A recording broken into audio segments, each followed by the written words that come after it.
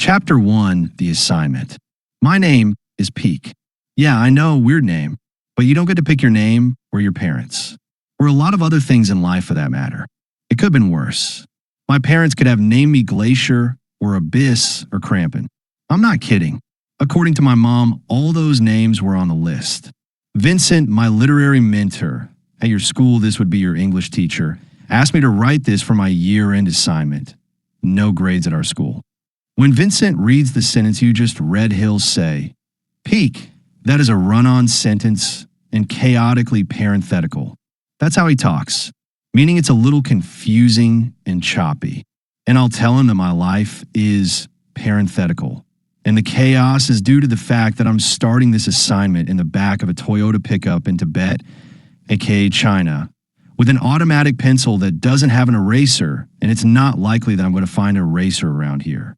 Vincent has also said that a good writer should draw the reader in by starting in the middle of the story with a hook, then go back and fill in what happened before the hook. Once you have the reader hooked, you can write whatever you want as you slowly reel them in. I guess Vincent thinks readers are fish.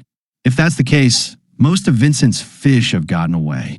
He's written something like 20 literary novels, all of which are out of print.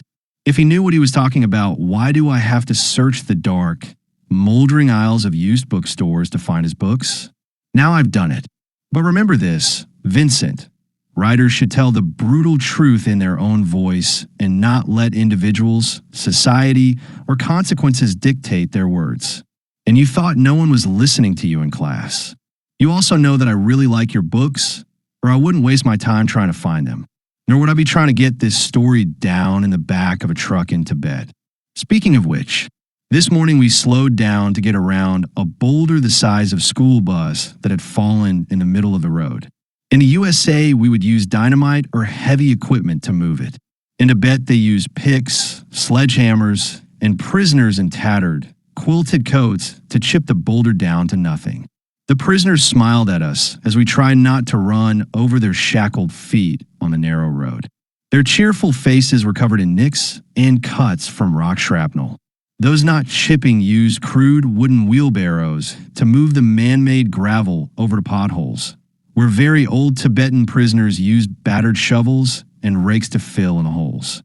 Chinese soldiers in green uniforms and with rifles slung over their shoulders stood around 50-gallon burn barrels smoking cigarettes.